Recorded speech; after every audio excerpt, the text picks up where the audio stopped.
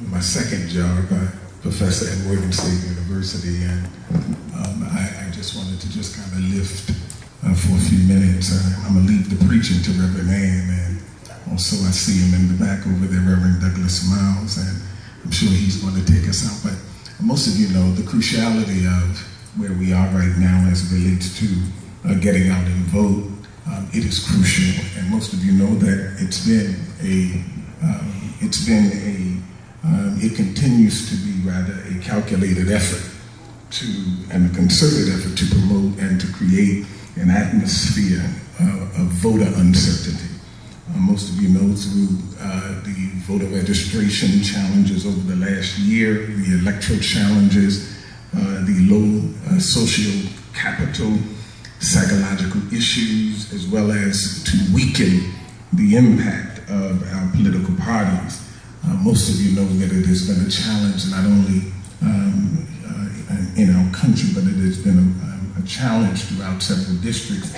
And most of you also know, I'm sure I'm not preaching to the choir here, we, even with 1964 and the 1965 legislative victories, Martin Luther King, in 1957, he did a speech on Give Us the Ballot.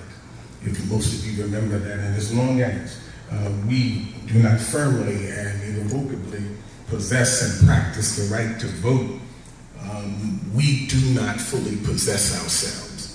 What he said was that we are half of ourselves if we do not vote. And even over the last year, with the Supreme Court decision, we're gleaning on that even now. A year later, Justice Ginsburg said in her dissent that this kind of decision will send our nation backsliding through time. Most of you know that, and if we're not careful, those of you that go to church, you know that you know something about backsliding. And she said that if we're not careful, we will continue to backslide with the kind of decisions that our Supreme Court has made. But we're not discouraged. I'm already going in. We're not discouraged. Is there anybody in the room that's discouraged tonight? We're not discouraged. Ultimately, because we've learned how to bring light out of darkness before. We've learned how to do some of the things. That's right. You can give yourselves a hand. We've learned how to do it. This isn't new to us. We've learned how to bring salt out of a sour dish. We've learned how to take an empty tank and also go and find fuel for it. So this is not new to us. We are at a point where it is time for us to continue the book of Acts. Those of you in the Judeo-Christian celebration, the book of Acts, chapter 13, it said that David, he knew how. He served his generation. And the best thing that we could do tonight, the best thing that we could do even as a leadership, is to serve our generation. And not only serve our generation, but serve all of the other generations that we are a part. It's one thing to serve just your generation, but it's another thing when I listen to this awesome woman and I celebrate, her tears welled up in my eyes when I realized that we have patriarchs, we have elders that are still alive. And not only do they need to be respected, but they are worthy of double honor. And certainly I thank God. Some of us don't. I was telling somebody, some of us don't even know the Star Spangled Banner. But yet and still she was able to go through it twice. I celebrate people like her, because if it wasn't for people like her, there would not be people like us. And we celebrate all of our elders. We live in a time frame whereby people are not celebrating. They don't even say yes, ma'am. They don't even say thank you. But we thank God that we're in the room tonight with people that are not only worthy of double honor, but she's worthy of all of the celebrations that we give. And as I close, again, I'm excited to hear this great man that's coming, Reverend Douglas Miles. But as I close, I think that there are 4 points. I'm just going to give you the points. I'm not going to preach the points. Capable of preaching the points, but I'm not going to tonight. As I take my seat, I think that one of the things that we need to be very mindful for as we prepare to go to vote, as it relates to our will, I think that we need to, there have been some, as David was in the text, there have been Somehow or another, his brothers didn't think that he was worthy enough. His brothers didn't think that he was worthy, and they put him in the back, and they put him outside, cleaning up manure, because they didn't feel like he looked like everybody else. But sometimes, beloved, we have to learn how to go to the backyard to find our leaders, because like David, people like that, they come to the forefront and they know how to take leadership and lead. And at this particular time, we're in a place and a time where the crystallization of preparation is what we ought to demand as a people. We ought to make sure that the people that come before us and that we vote for are fully prepared for the task to represent us. We need to make sure that they're not only prepared, not necessarily with education, because sometimes you can be an intellectual fool. But sometimes I believe that we're in a time frame whereby sometimes the streets will educate you. Some of the things, that little tasks that you do will educate you. And I believe that we need to make sure that there is the crystallization and preparation of our leaders. Number two, there ought to be a prioritizing of the best of our leaders. Number three, we need to be able to go back and bring back and remember our core principles that brought us to where we are today. There can be, and sometimes we need to come to a point where we have the heart of the people. Not only the heart of the people, but we need to have the heart for the people, like David. In other words, even you know how to hear them even when they're not speaking. We need people in office that know how to hear us, even if we don't say anything to them. And as I close my 5 minutes, Martin Luther King said something that was so astounding in 1957 in that speech called "Give Us the Ballot." Something that really, really, really touched my heart. This was on the eve of those legislative victories that we're fighting even today. He said, "We will transform the salient misdeeds of the bloodthirsty into the calculated good deeds of orderly citizens." The Winans wrote a song, "It's time. It's time to make a change. We are the people that can do it." Please go out and vote. Please take the time to make sure that when we do vote, we vote for people that are prepared. We vote for people that prioritize us. We vote for people that understand our core principles. God bless you.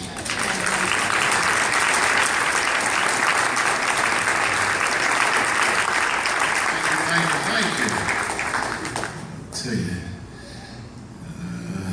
got word that the Reverend Frank Anderson Reed was not going to be with us. So I went through my checkbook. I just heard somebody Sunday didn't pick up on that. And he came through. So thank you, sir. Appreciate it very much. Reverend Kevin Daniels from St. Martin's. Y'all make your way there.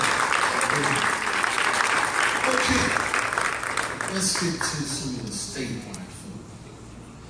And I don't have a love affair with some of these papers in every town. But I've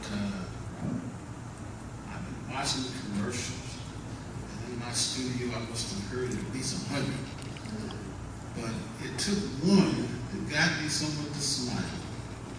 And that's when somebody can stand up and say, "Look at this one. Look at this one." And then do like that. Come on, come on. And I said, that's an awful bold position for somebody to take. And then, y'all tell me if something, I came out of all the school systems, so y'all help me out now. If somebody says, "You're the best," you offer the best. I'm just giving you what they say. After they say you're the best, they look around and find somebody else. Now, I'm sorry. There's not much wrong with that kind of situation. But one excitement and genuineness, then I suggest you meet this lady right here. Delegate Heather Joy.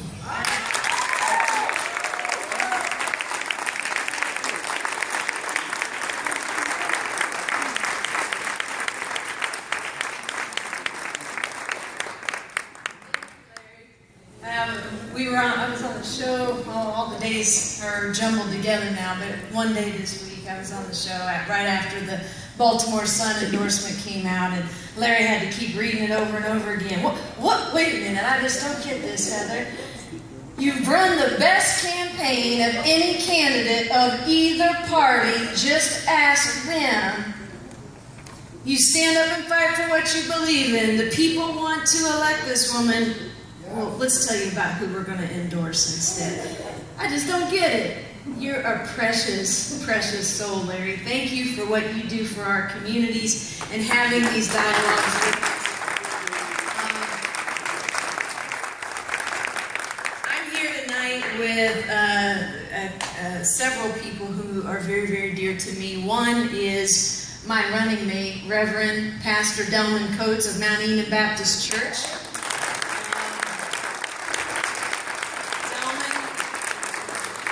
Delman sat with the family of Tyrone West to demand answers from the city and the police department when it mattered most. He is somebody who has been a civil rights leader, a passionate social justice advocate for a number of years. And when I was deciding who I wanted to stand by my side to address the toughest issues that this face was facing, I wanted to double down on my values of somebody who cared deeply for the people of this state and the issues that matter most in our communities. And I couldn't have a better partner than Delman Coates by my side. Thank you so much. I also have my spouse here with me this evening, Deborah. And,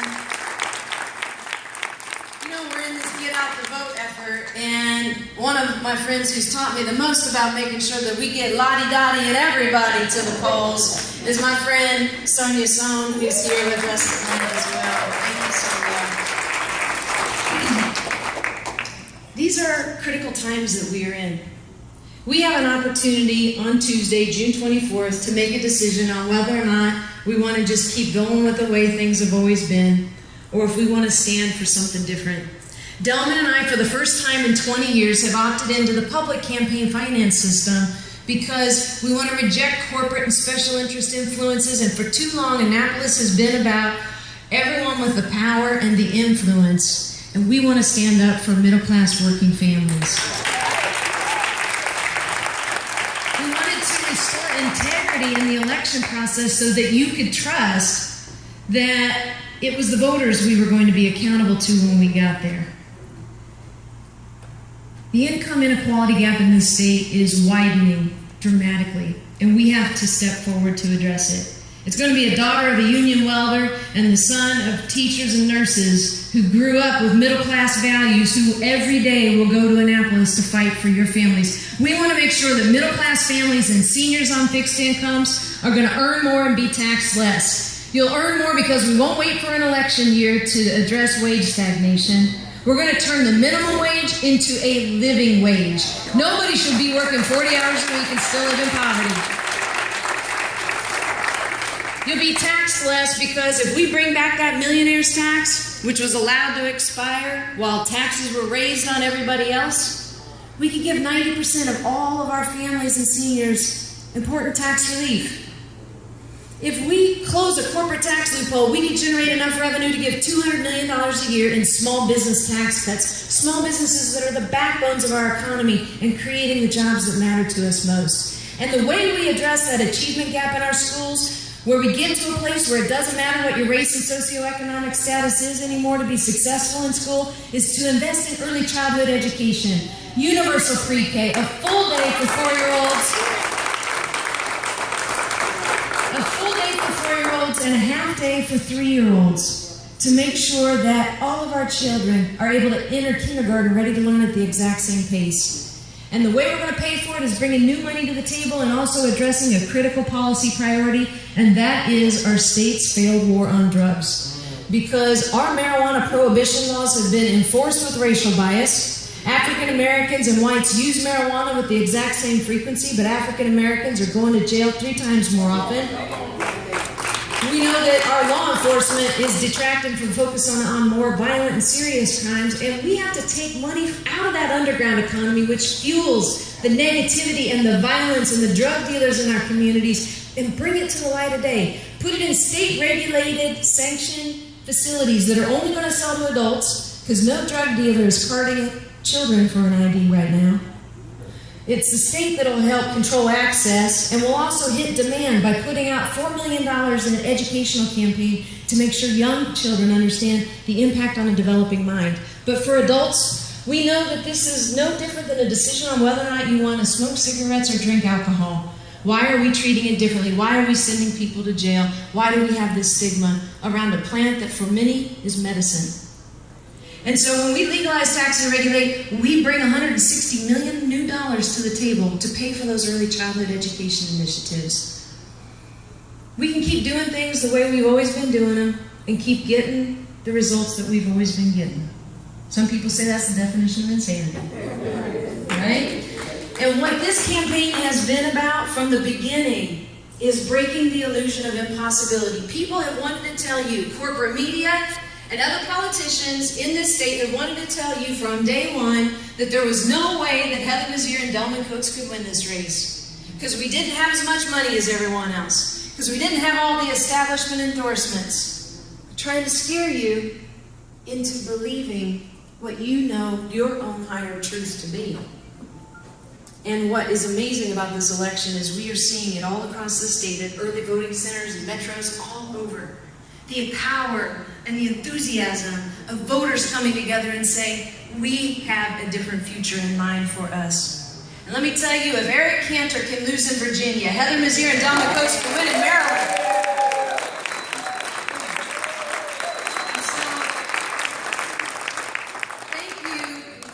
Tonight. I saw how many hands already went up and voted. We hope and pray that you voted for our ticket. But even if you didn't and you're having regret, go out and find 5 more people tonight to say, hey buddy, remember that beer you owe me? How about you vote for a candidate that I really would like for you to support? Or you remember how I promised I would watch your children next week? I promise I will do it twice next week if you vote for my favorite candidate. No, in all seriousness, please go out and have a dialogue with everyone about all of the races up and down the ballot. We're not used to voting in June. A lot of people are just now dialing in and paying attention.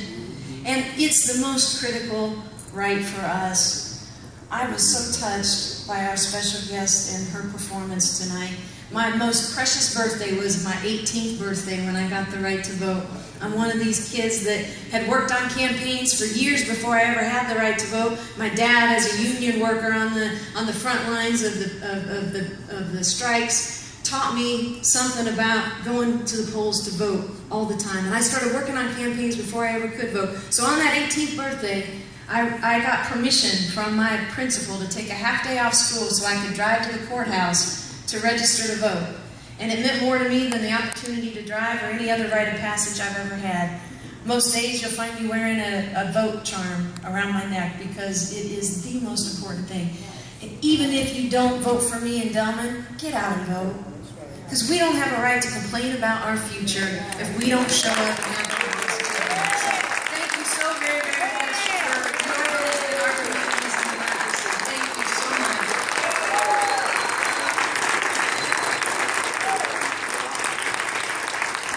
Come on, are you excited about Heather Mazier and her campaign for governor of the state of Maryland?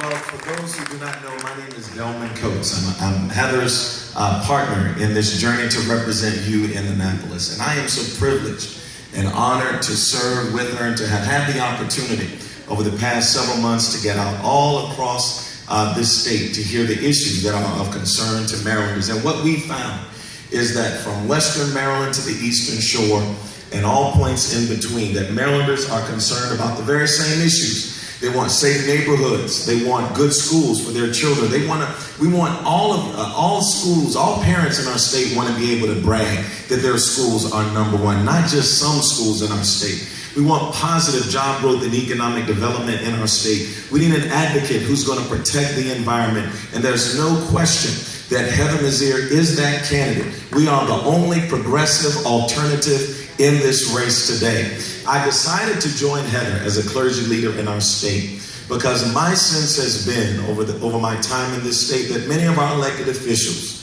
who are good people personally, and I know many of them and regard many of them as friends, politically they're accountable to the establishment and the special interests and tend to govern from the top down.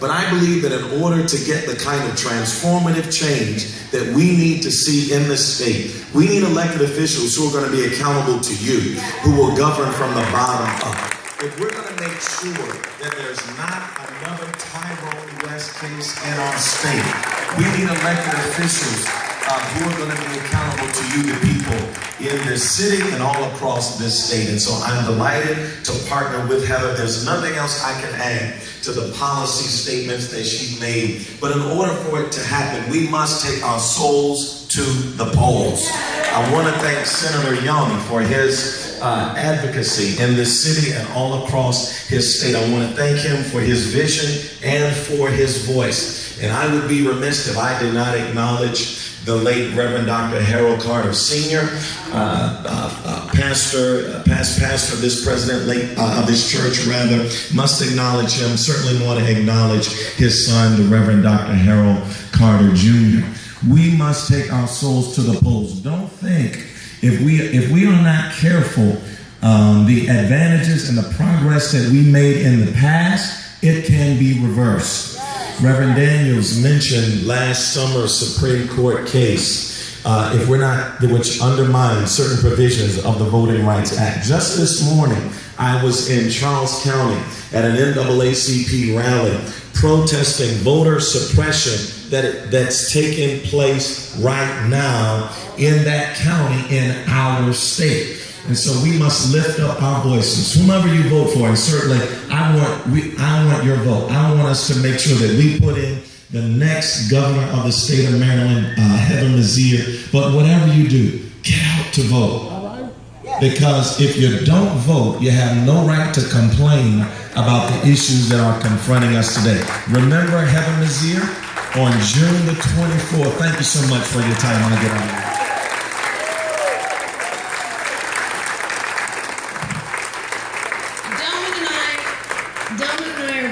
In sticking to the end of every event, whether it's church being the last one that leave the pews or at a rally like this. But let us apologize in advance. We were multi-booked. We are preaching at an interfaith service across town that we're already a little bit late for. So apologies for